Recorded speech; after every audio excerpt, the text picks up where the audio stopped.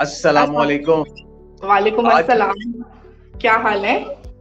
अल्हम्दुलिल्लाह बिल्कुल खैरियत जी। रमजान की आमद आमद है तो क्यों ना रमजान के ऊपर कोई प्रोग्राम किया जाए। तो इसके लिए फिर हमने सोचा कि आपके साथ किसी ऐसे एक्सपर्ट की बात करवाई जाए जो कि ना सिर्फ बायोकेमिस्ट हैं, डाइटिशियन हैं, फूड एक्सपर्ट हैं, न्यूट्रिशनिस्ट हैं और बड़े बहुत कमाल का नॉलेज है उनका।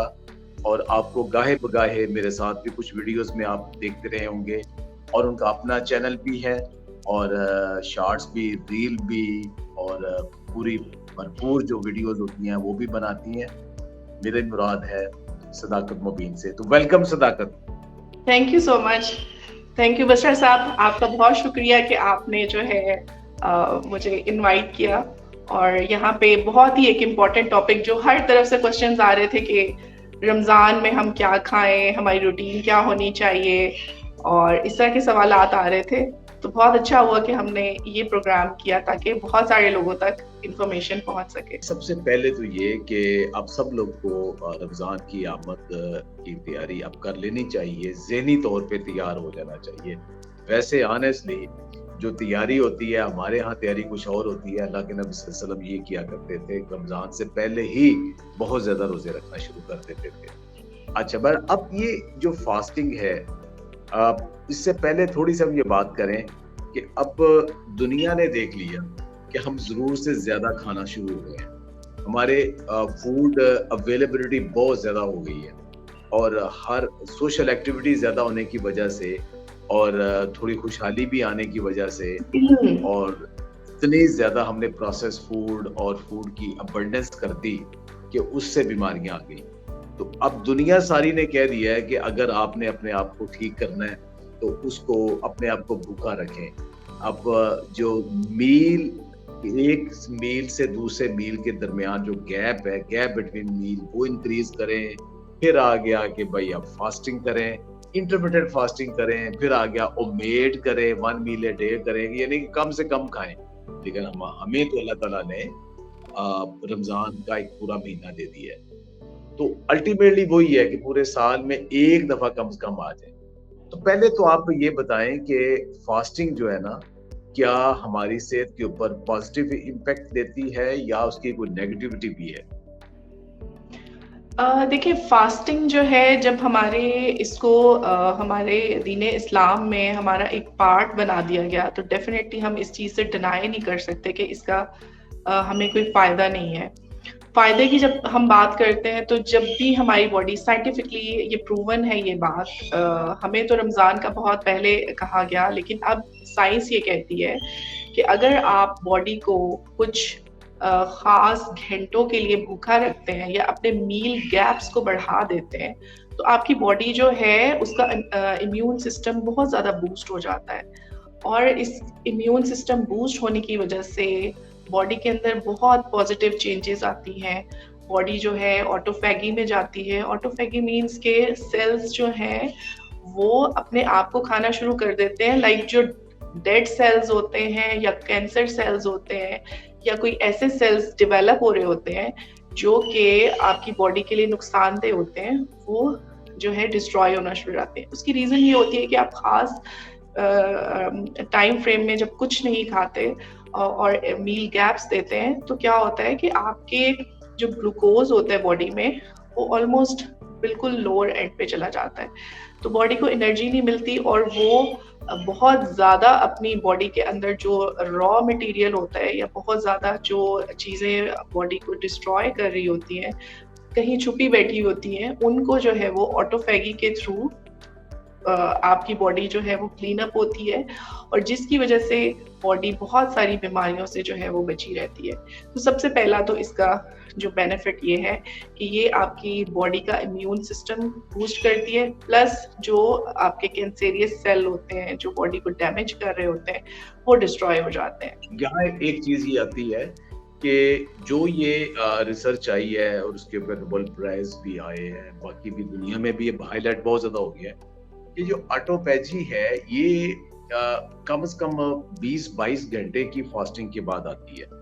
हमारा रोजा तो इतना लंबा नहीं होता, तो क्या उसके अंदर भी ये बेनिफिट्स मिलते हैं? अगर पूरा रमजान हम पूरे 30 दिन प्रैक्टिस करें तो उसमें ये वाला जो सिस्टम है ये ऑन हो सकता है कि हमें फिर 8 पहरे रोजे रखना पड़ेंगे? देखिए, अल्लाह ताला ने जो जिसने इस कायनात को बनाया है, जिसने इंसान को बनाया है, अगर ये जो है हमें अल्लाह की तरफ से एक गॉड गिफ्टेड जो चीज़ें हैं, हम तो उसको फ़र्ज़ समझ के करते हैं बीइंग अ मुस्लिम, बट उसकी साइंटिफिक रीज़न्स बहुत सारी होती हैं। जैसे गर्मियों में रोज़ों को बढ़ा दिया जाता है, ठीक है? और सर्दियों में थोड़े से रोज़े जो है वो उसका टाइम पीरियड कम हो जाता है, तो ये अल्लाह की कुदरत इसमें इन्वॉल्व है और साइंटिफिकली ये चीज़ प्रूवन है कि देखिए, अगर एक सेल है वो 4 घंटे में, 5 घंटे में थोड़ा-सा स्क्वीज़ हो गया है, लेट्स से हम पहले दिन रोज़ा रखते हैं, तो वो थोड़ा-सा स्क्वीज़ हो गया, श्रिंक हो गया, नेक्स्ट डे जब हम रोज़ा रखेंगे, तो वो जो स्क्वीज़ सेल है वो फर्दर जो है वो डिस्ट्रॉय के जो होता है लाइक वे ऑफ डिस्ट्रक्शन में चला जाएगा, ठीक है? तो जब हम 30 डेज के लिए अपनी बॉडी को इतना जो है वो दे देते हैं टाइम कि वो फास्टिंग को जो है वो अडॉप्ट करे, तो ये ऑटोमेटिकली ये चीज़ें जो है हमारी बॉडी से रिमूव हो जाती हैं। जहाँ तक 24 आवर्स फास्टिंग और ये बहुत ही फिर कह लें कि जिसका स्टैमिना बहुत ज़्यादा होता है, वो इस चीज़ को तो कर सकता है, लेकिन आजकल क्योंकि इतनी इम्यूनिटी नहीं है लोगों में, तो वो थोड़ा-सा मुश्किल हो जाता है, लेकिन आपको बेनिफिट्स मिलते हैं। अगर आप 30 डेज़ के साइकिल में से पास हो जाते हो, तो ऑलमोस्ट आपकी बॉडी पूरे साल के लिए डिटॉक्सिफाई हो जाती है। जबरदस्त जी, ये अल्लाह ताला ने हमारे लिए जो सिस्टम बनाया है ना, वो एक बेहतरीन सिस्टम है, वही है जिसको आहिस्ता-आहिस्ता साइंस साबित करेगी। मैं यहाँ कुछ चीज़ें ऐड करूँ कि पहले जब फास्टिंग 16 घंटे की आई, इंटरमिटेंट फास्टिंग आई, तो उसमें पहले वेट फास्टिंग थी कि आप पानी पिएँ, आप साथ जूसेस शुरू में था जूसेस भी लें, फिर ये है कि ज़ीरो कैलोरिक ड्रिंक लें कि जिसमें आप कॉफ़ी ले सकते हैं, ग्रीन टी ले सकते हैं। फिर आहिस्ता ऐसा आया कि नहीं जी, ड्राई फास्टिंग जो है ना, जिसमें आप पानी भी नहीं पीना जैसे हमारा रोजा होता है, वो ज्यादा बेनिफिशियल है। फिर उसके बाद आ गए जी कि आप ओमेड करें जी, आप 24 घंटे में सिर्फ एक खाना खाएं। अच्छा, लेकिन हमारे यहाँ जो सिस्टम है ना कि पूरा एक महीना आपने करना है, उसके ये हम जो गड़बड़ करते हैं वो ये करते हैं कि हमने ये समझ लिया है कि रमजान में चूंकि हमें इतने घंटे हमने सारा दिन कुछ नहीं खाना, तो इसलिए जो जो हमारी विंडो है, जो जिसमें हमारी अफ्तार से लेके सुबह सहर तक विंडो है, उसमें हम इतना कुछ खा लें कि अगर कोई बेनिफिट हमें अल्लाह ताला देना भी चाह रहा है ना, तो हम उस बेनिफिट से भाग जाएं, वो बेनिफिट हमारे ऊपर ना आने दे।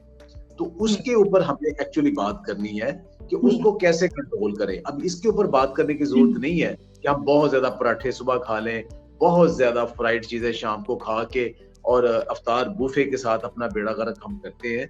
लेकिन हमने जो बेनिफिट लेने हैं, जो इबादत उसकी सैंक्टिटी है, असल में रमजान वो है, लेकिन हम कैसे बेहतरीन करें। तो स्टार्ट करते हैं। सदाकत, आप हमें बताएं कि जो हेल्दी ऑप्शंस हैं सहरी के, वो क्या है? जी। अच्छा, एक पॉइंट मैं यहाँ पे ऐड करना चाहूंगी, फिर हम इसको मिस कर देंगे, और ये बहुत इंपॉर्टेंट एक पॉइंट है।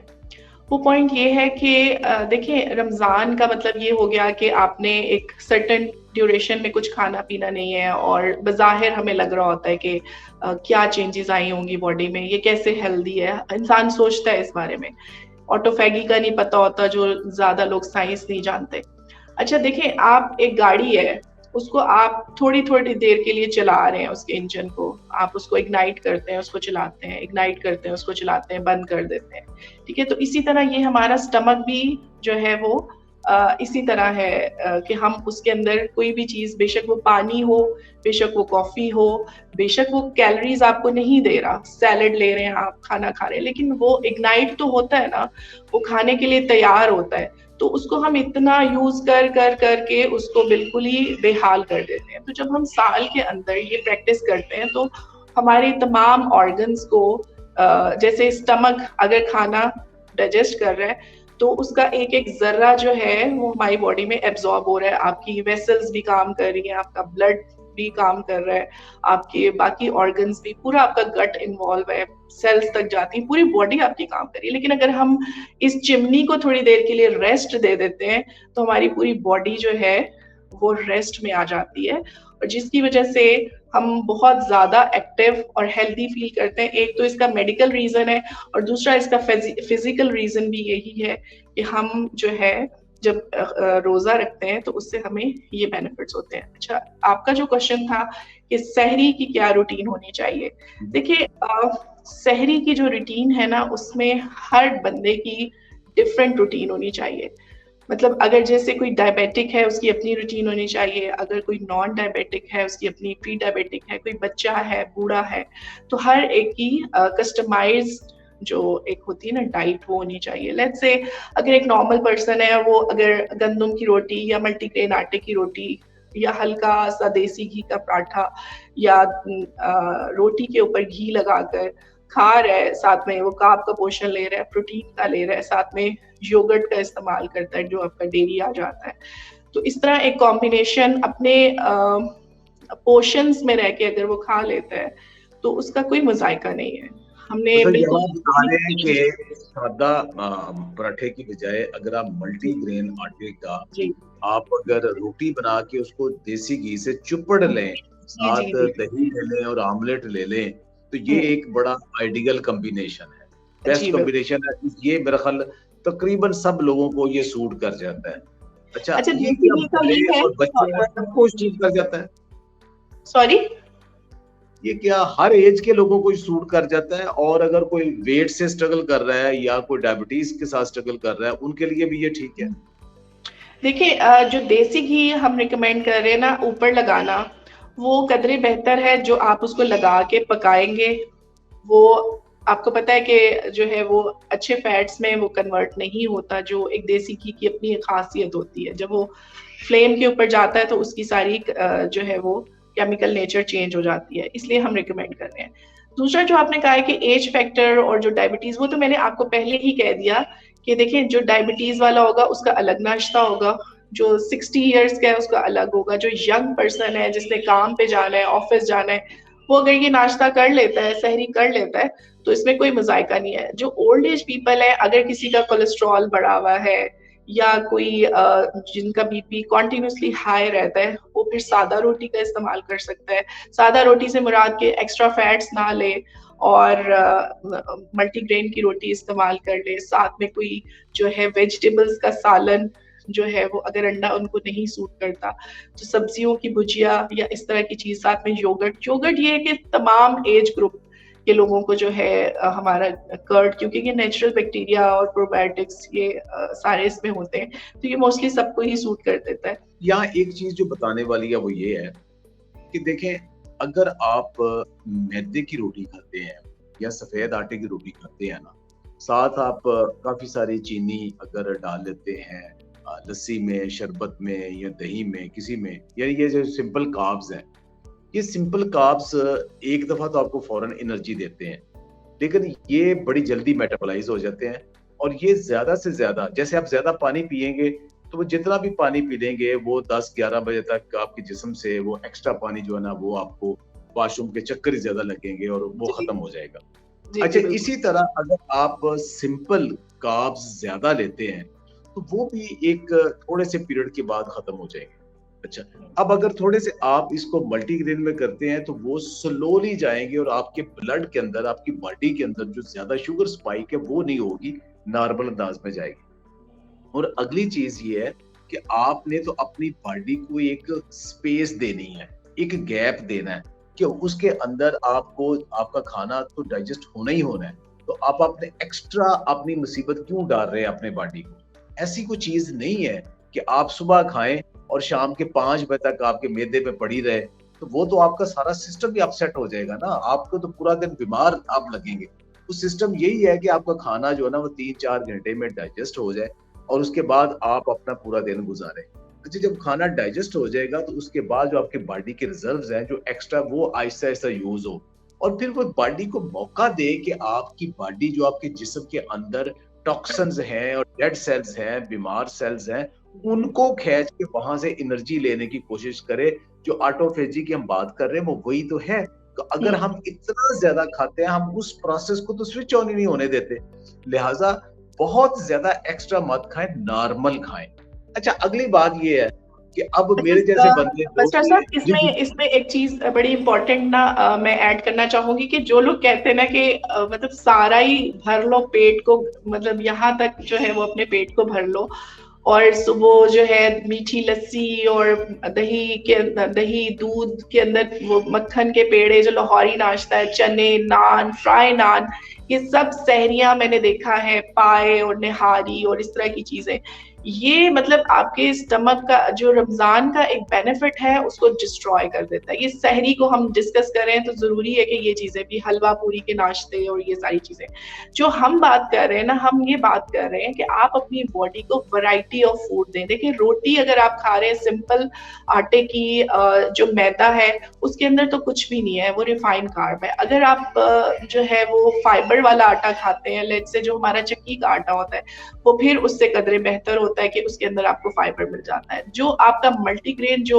थोड़े स्टेप अप हो जाता है, उसमें देखिए आपको हर तरह की न्यूट्रिएंट्स मिल रहे हैं, आपको गंदम मिल रही है, आपको अगर बाजरा उसमें एडेड है, अगर उसमें जो है चने का आटा एडेड है, या बाकी जो फ्लैक्स सीड्स और बहुत सारी जो कॉम्बिनेशन से बनता है, तो उसमें देखिए आपको कितनी वैरायटी मिल रही है, आपको न्यूट्रिएंट्स की वैरायटी, इतनी छोटी सी रोटी में ही आपको बंडल ऑफ न्यूट्रिएंट्स मिल गए हैं। नंबर 1 ये, ठीक है जी। प्रोटीन कैसे पूरी करें? जी, प्रोटीन में देखिए अगर सबसे बेस्ट सोर्स उसका अंडा है। जो लोग नहीं अफोर्ड कर सकते, दालें, चने, लेग्यूम, जिनको हम मोस्टली प्लांट प्रोटीन्स भी जो है वो एज अ जानते हैं, तो वो उसकी भुजिया इस्तेमाल कर सकते हैं। कुछ लोग जी जो अंडा कुछ को सूट नहीं करता, कुछ जी अफोर्ड नहीं करते, कुछ किसी वजह से नहीं खाना चाहते, तो जी वो ये करते हैं कि शोरबे वाले सालन के साथ रोटी खा ली, या चाय के साथ रोटी खा ली, या थोड़ा सा दही ले लिया। तो क्या उनकी प्रोटीन पूरी हो जाती है? नहीं नहीं नहीं, देखिए प्रोटीन जो है ना, हम प्रोटीन को हमेशा से इग्नोर करते आए। हमारा ये जो एशियन खाना है, इसमें हम प्रोटीन को जो है बहुत ज्यादा इग्नोर करते हैं, हम कार्ब्स पे ज्यादा फोकस करते हैं। हालांकि प्रोटीन जो है लंबे अरसे तक जो है वो भूख को कंट्रोल करता है। आपको आपके बॉडी के मसल्स, आपके हेयर्स, आपके नेल्स, आपकी जितनी तोड़ फोड़ है, वो सारी प्रोटीन ही तो कवर कर रहा होता है, लेकिन प्रोटीन ही हम नहीं खा रहे होते। हम चाय पराठा खा लेते हैं, हम दही पराठा खा लेते हैं, प्रोटीन का पोर्शन। हालांकि प्रोटीन जरूरी नहीं है कि अंडे से ही आप लें। अंडे, अगर आपको अंडा फ्राई नहीं पसंद, आप ऑमलेट बना लें। अगर आप ऑमलेट नहीं पसंद तो आप स्क्रैम्बल्ड एग्स बना लें।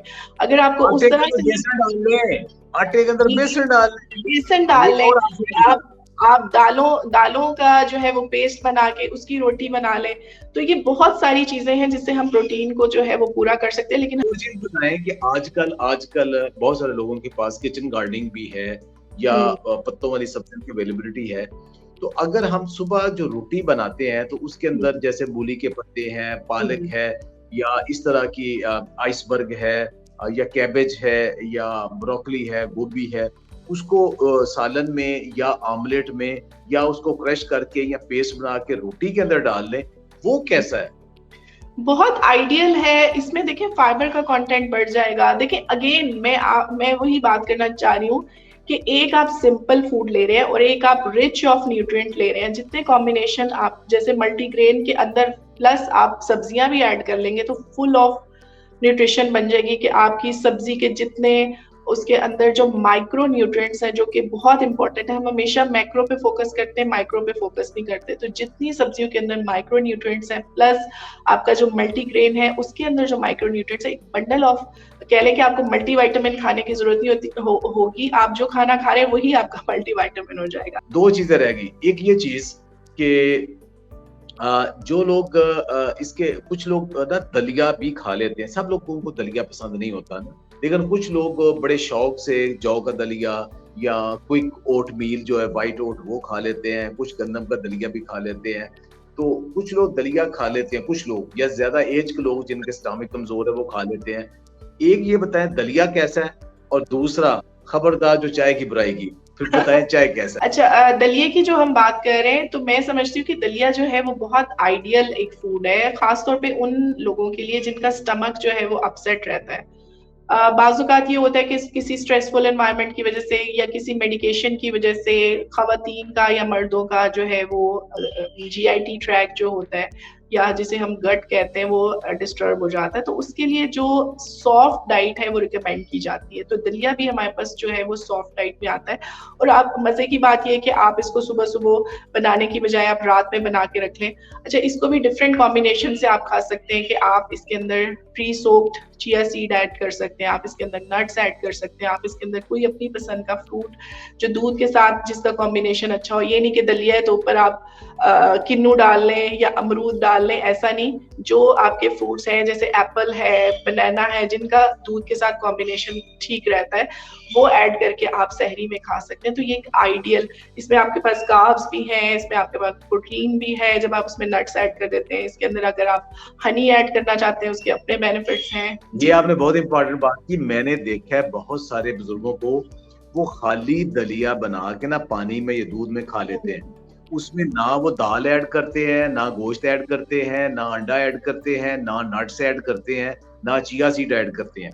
मसला ये है कि उसके अंदर ये कुछ ना कुछ फाइबर का सोर्स एडिशनल भी दें, प्रोटीन का सोर्स भी एडिशनल दे दें। दाल ऐड कर लें या गोश्त ऐड कर लें या चिया सीड ही ऐड कर लें। कुछ लोगों को मीठा पसंद होता है तो आप उस शहद ऐड करें और उसके अंदर आप ड्राई नट्स या उसको आप सोक नट्स जो हैं चिया सीड्स और फ्रूट के साथ ले सकते हैं। अगर आप उसको नमकीन पसंद करते हैं तो फिर आप उसके अंदर मैश चिकन डाल सकते हैं। अगर आपको बड़ा छोटा गोश्त पसंद है तो उसकी यखनी में आप उसको बना सकते हैं, वो बड़ा आइडियल हो जाता है। उसके अंदर आप सब्जियां बॉईल करके वो डाल सकते हैं। तो ये 2 तरह के दलिए भी आप यूज कर सकते हैं। और अगर आपको लगता है कि इससे आपका पेट नहीं भरेगा तो आप इसके साथ बहुत अच्छा कॉम्बिनेशन होता है कि आप इसके साथ बॉयल अंडा 1 या 2 जो है वो एडिशनल प्रोटीन आप ले सकते हैं। अब बताएं जी 2 चीजें। एक तो पानी कितना को पी लेना चाहिए? 2-3 जग पानी पी लेना चाहिए या जितना आपको प्यास है उतना ही पानी पीना चाहिए? और उसके बाद चाय कितने को कप पीनी चाहिए और कितनी स्ट्रॉन्ग पीनी चाहिए?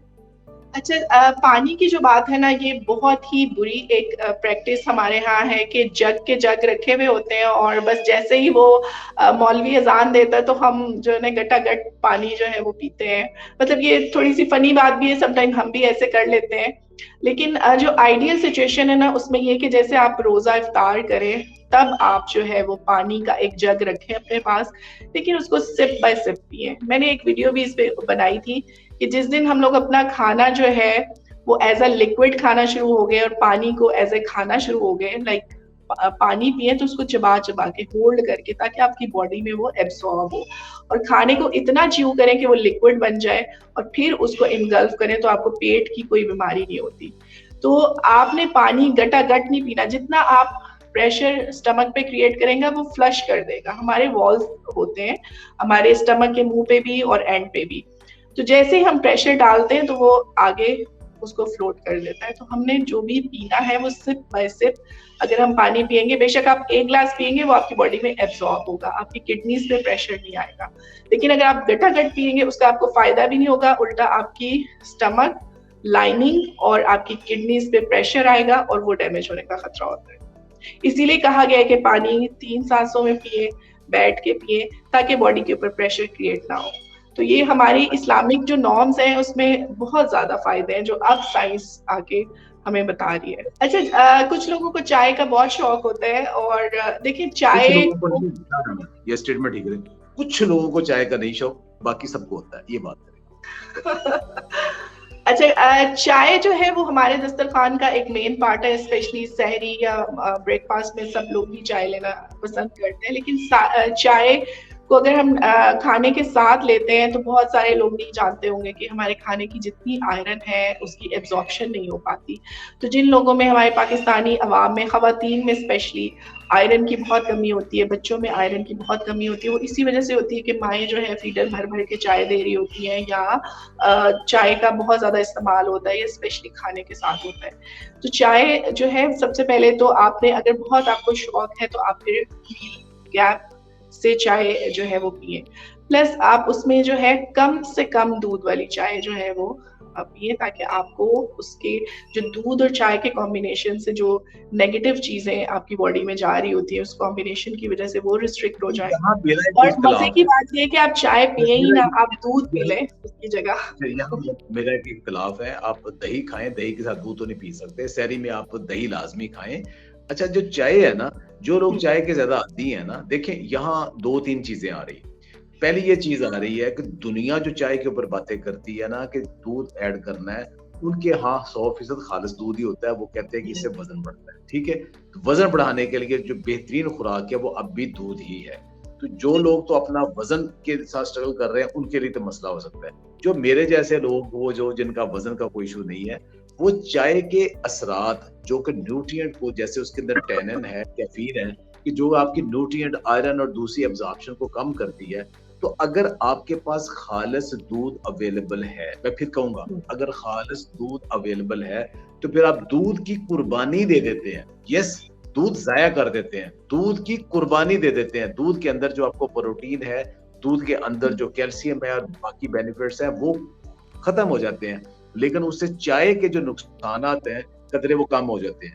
जो आयरन खुराक से चाय ने एब्जॉर्ब करनी थी, वो दूध के साथ जो बॉन्ड हो जाता है, फिर वो बच जाते हैं। इसी तरह जो प्रोटीन आपके खाने के अंदर चाय ने बेड़ा गर्क करनी थी, वो जो दूध की प्रोटीन के साथ मिल जाती है, तो वो कदरे सेफ हो जाती है। लेकिन जिन लोगों को, और 90% लोगों को पता है कि उनके पास दूध खालिस नहीं है, 90% लोगों को पता है कि उनके ग्वाला जो दूध दे के जाता है वो केमिकल है, तो वो तो उल्टा टॉक्सिन है, वो तो उल्टा जहर है। उसको आप खाली दूध पिए, दूध पत्ती में पिए, चाय में पिए, वो जहर ही है। फिर ये जो आप पाउडर डालते हैं या व्हाइटनर डालते हैं, तो वो उसके अंदर तो प्रोटीन होती ही नहीं है, वो तो बिल्कुल एक टी व्हाइटनर है। तो उसमें एक तो वो केमिकल आपके जिस्म के अंदर गया, दूसरा ये है कि जो आप जो टैनन और बाकी चीजें हैं जो कि आपके न्यूट्रिएंट को अब्जॉर्ब करते हैं, वो तो ऐसा सच रहेंगे, तो आपके खाने के अंदर से वो आयरन को और कैल्शियम को बहुत बुरी तरीके से करेगा। तो जिन लोगों के पास खालिस दूध अवेलेबल है और वो चाय पीना चाहते हैं, वो जो हल्की दूध पत्ती है वो एक कप पी लें, तो वो उसमें कम दूध जाया हो जाएगा, लेकिन उसके नुकसान कदरे कम हो जाएंगे। मैं ये नहीं कहता नहीं होंगे। चाय के बहरहाल जो बेनिफिट्स हैं वो अपने बहुत ज्यादा है। अगर हम कंपेयर करें ना कि बेनिफिट ज्यादा है या नुकसान ज्यादा है, तो शायद ये बैन बैन होगा। दोनों अपनी जगह के ऊपर है। बहरहाल अब ये एक ऐसी चीज है कि आज हमने बड़ा कंप्रीहेंसिवली डिस्कस किया। हमारा टारगेट था कि आज हम आपको एक रमजान के स्टार्ट में एक अच्छी इंफॉर्मेशन दे दें कि आपने अपनी सहरी कैसे प्लान करनी है। तो आज का प्रोग्राम हमारा सहरी के ऊपर था। इंशाल्लाह हम कुछ दिन के बाद अफ्तारी के ऊपर एक कंप्रीहेंसिव प्रोग्राम करेंगे। उसके बाद फिर हम फॉलो अप में प्रोग्राम करेंगे कि अगर कोई अपना वजन को कम करना चाहता है तो वो सहर अफ्तार को कैसे करे, अगर कोई डायबिटीज को मैनेज करना चाहता है वो कैसे करे, अगर किसी और खास बीमारी के साथ वो स्ट्रगल कर रहा है, उसके लिए सहर अफ्तार में रमजान में क्या रूटीन होना चाहिए, आप अपनी आरा से हमें जरूर आगाह करें, हम अकॉर्डिंगली प्रोग्राम करेंगे। तो सिदाकत, कोई लास्ट एक सेंटेंस जो आज का आप कंक्लूड करना चाहते हैं, मोस्ट वेलकम, फिर इसको कंक्लूड करते हैं। जी बिल्कुल, बहुत अच्छा रहा आज का सेशन। अच्छा, इसमें देखिए मैं सबसे रिक्वेस्ट करना चाहूंगी, वैसे मतलब ये चीजें प्रैक्टिकली हम करते नहीं हैं, इस पर डिस्कस बहुत ज्यादा करते हैं। अगर हम 1 महीने के लिए अपने आप को प्योरली जो है वो अपनी बॉडी को हील करने की तरफ जो है तवज्जो दे, इसको एक फेस्टिव इस हिसाब से ना बनाए कि जी खाने का महीना आ गया है, हमारे दस्तरखान पे ये हो, हमारी सहरी में ये हो, अफ्तारी में ये हो। सिंपल अपनी बॉडी को थोड़ा सा हम रिलैक्स्ड रखने के ऊपर तवज्जो दें, तो हम बहुत सारी बीमारियों से बच सकते हैं। और अगर इसको आप जो है नहीं इस तरह से करते और अपनी क्या कहते हैं कि अपनी वही रूटीन को फॉलो करते हैं जिसमें आपकी वही फ्राई आइटम्स और इस तरह की चीजें, तो फिर आप अपनी बॉडी में बहुत सारी बीमारियों को जो है वो दावत देने के लिए तैयार रहें। क्योंकि अगर अल्लाह ताला ने ये रमजान का महीना रखा है तो वो किसी वजह से ही जो है वो रखा है, ये बॉडी के लिए, बॉडी हीलिंग के लिए बहुत इंपॉर्टेंट है, तो इसके ऊपर फोकस करें। जी खुश रहें जी, आबाद रहें जी। बहुत शुक्रिया सदाकत, आपने आज बड़ा कम्प्रिहेंसिवली लोगों को एक जो आई ओपनर थी, कुछ चीजें, कोई नई इंफॉर्मेशन भी, कुछ उनको याद दहानी भी करवाई। तो इंशाल्लाह जी बहुत जल्द दोबारा आपके पास हाजिर होंगे। खुश रहे, आबाद रहें, बहुत बहुत शुक्रिया। Thank you so much.